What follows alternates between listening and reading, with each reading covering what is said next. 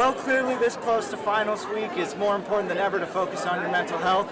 For SUTV News, I'm Adam Beam. This is my buddy Reese here. Back to you all at the desk. This weekend is homecoming, and that means campus and the surrounding community will be swarming with students and alumni. SUTV's Adam Beam takes a look at how you can stay safe while enjoying the events. Adam? Thanks, Lindsay and Priscilla. So obviously homecoming weekend is expected to bring out massive crowds of past and present students here at SHIP. But as we've seen with a recent trend across the country, homecoming weekends might be a little more dangerous than they have been in previous years. I sat down with SUPD Chief of Police Pat Taylor, who told me how students and visitors can stay safe. While no one really likes to talk about those type of issues, it is our job to prepare for them. So we should have action plans and contingency plans based, on the needs for response for those type of incidents should they happen. The focus on security comes as this month of October has been plagued with several shootings and incidents of gun violence on multiple college campuses, all of which occurring during the respective schools' homecoming weekends.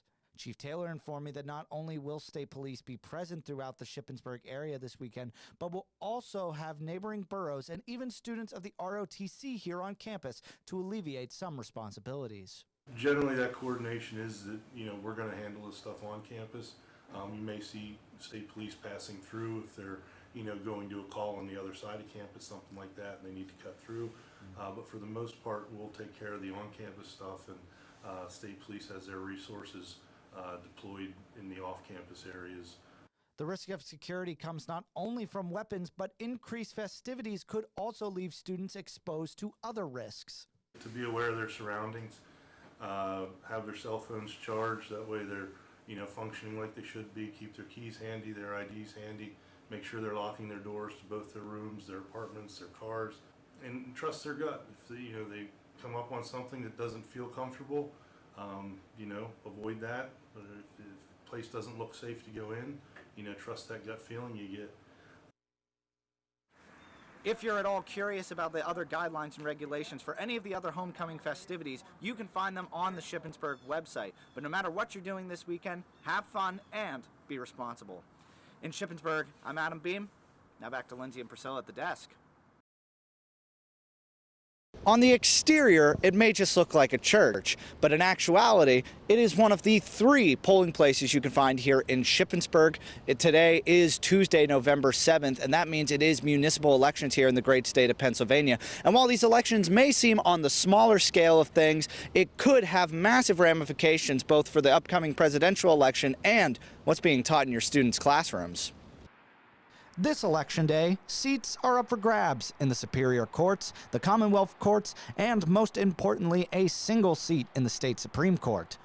Looking at the Supreme Court race, voters will be determining who takes over the seat once held by Chief Justice Max Baer, who passed away in September of last year. The 2 candidates are Daniel D. McCaffery for the Democrats and Carolyn Carluccio for the Republican ticket. It should be noted that the Democrats would still have the majority in the court if Carluccio were to secure a victory. But the outcome of the November 7th election could have effects that ripple through to the presidential election now less than a year away. If you remember back to 2020, Pennsylvania was one of those swing states that ultimately secured a Biden victory, despite efforts from Republican lawmakers to overturn those results. The court also upheld the state's mail-in voting laws, which are still set to make up a large number of next year's voting population. Here in Shippensburg, voters young and old were out early to make their voices heard. Here's what a few of them had to say. Honestly, just more the fact that we have the opportunity to vote, and we're lucky enough to have the chance to vote in any either small or major election. So anytime I get a chance to vote, I always take my opportunity.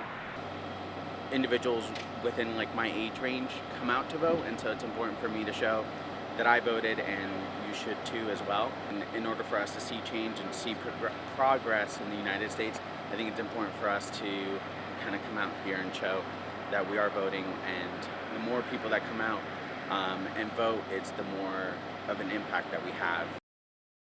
Arguably the biggest battleground that is going to be fought on in this election, as well as the presidential election, is going to be right here in the classroom. On the ballot is not just the courts, but in areas like Shippensburg, several seats on the area's school board, with incumbent candidates taking on relative newcomers, all fighting over opposing views of numerous controversies in the classroom. From the teaching of critical race theory to allowing transgender athletes to compete in the sport of their choosing. For SUTV News, I'm Adam Beam. While the mall around it has seen foot traffic dwindle over the years, the AMC Theater has been a constant for moviegoers young and old in the Cumberland County area. Unfortunately, the theater is closing its doors after nearly 40 years. When the Chambersburg Mall opened in 1982, it was a popular shopping location as well as hangout spot for the Cumberland County area. The movie theater started showtimes in 1984. Current assistant manager Joel Streit has been working for the theater before it was an AMC. When he first started, it was known as the Carmike Cinemas. Of course, before it was a Carmike Cinemas, it was opened in '84 as a Manos Theaters. Became Carmike, then later became AMC. He showed us around the projection booth, antiques, and even filled us in on some of the theater's iconic moments. So Kevin Bacon visited this mall, and when Kevin came in, supposedly to buy a pair of jeans he needed because he had relatives in Carlisle, just north of us, and asked why Tremors wasn't playing. We may have had it at another theater in town, but we just didn't book it, and that kind of, was just funny. He had stopped by, and we disappointed him by not having his summer blockbuster movie because Kevin Bacon was pretty big by that time in 1990. AMC bought the theater in 2017, and despite making it through the pandemic, the theater chain still had its struggles. Now with blockbusters like the Super Mario Bros. Movie and Dungeons & Dragons Honor Amongst Thieves, the Chambersburg AMC will take a bow after all showings have ended on Sunday, April 16th. However, Streit remains hopeful a new theater will make its way to the county. No, it's a lot of memories here. From emergencies and incidences and parties and just mall events. It's been pivotal to the town here, and to not have a theater is just a crime. Currently, as it stands, theater owners have not yet indicated whether or not they plan on relocating the theater at this time. So for avid moviegoers like myself, the nearest theaters now for anyone in the Shippensburg or Chambersburg area are going to be in Carlisle or in Gettysburg. For SUTV News, I'm Adam Beam. While the ongoing conflict in Russia and Ukraine may be an ocean apart, that doesn't mean that local schools like here at Elizabethtown College can still provide support to those in need. The Adopt a School program is one of the many relief fund efforts by the Ukraine Protection and Development Fund, a nonprofit organization dedicated to providing used and functional office and technical supplies to keep Ukrainian students' education going. We had some equipment that was coming out of use here at the college and needed to find a new home, and we were able to partner with the Adopt a School program to find a new place that could make use of equipment that didn't have use for us here at the college. It was a great opportunity to give it a second life. Brian Helm, Senior Director of IT Services, is the man responsible for getting Elizabethtown College involved in the Adopt a School program. This is just another way we can really bring that forward. So something that is really able to help our environment as well as another country and students in that country to be able to use the technology. It's a great way for us to be able to give back and to really serve others. Elizabethtown College has sent 93 computers and an assortment of tech accessories that will hopefully provide comfort to the millions displaced by the ongoing conflicts.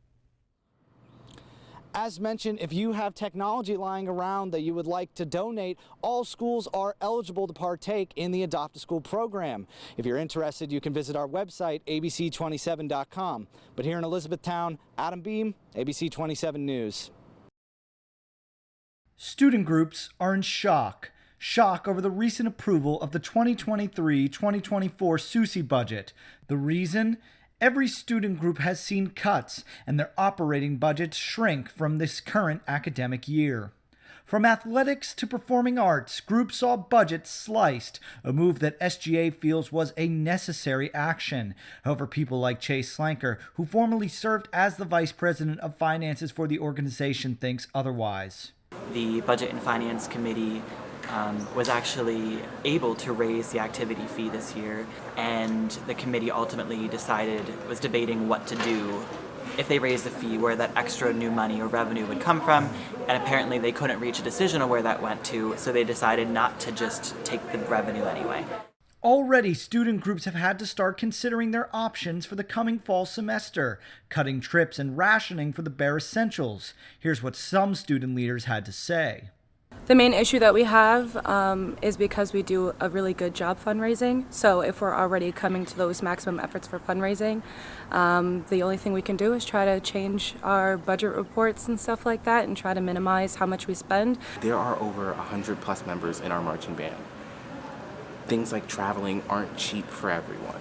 Not everyone would be able to go out there with the cuts on their own and be able to provide the funds that they would need in order to go with the band to these places.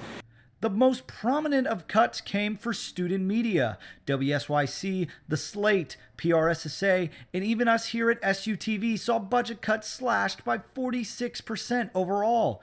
But according to the administration, the cutting of the Cumberland yearbook would only make the cuts equal out to about 28%, or $19,000 in total. SUTV reached out to President Patterson in regards to the recent budget cuts. In his official statement to us, the president encourages student groups to, quote, work together, collaborate, and maximize their funding.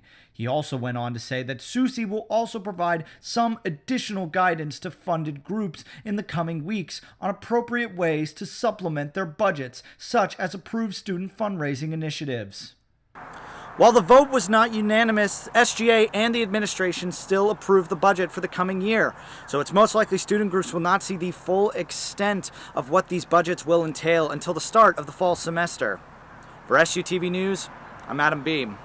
And that's it for sports this week. I'm Adam Beam. Now back to JD and Haley at the desk. That's it for this week's World News. I'm Adam Beam. Now back to Haley and Bailey at the desk. That'll do it for this week's entertainment. I'm Adam Beam. Now let's send it back over to Lindsay and Priscilla at the desk. Drive safe and have a wonderful holiday. I'm Adam Beam. Now let's send it over to Michael Donegan with this week's entertainment.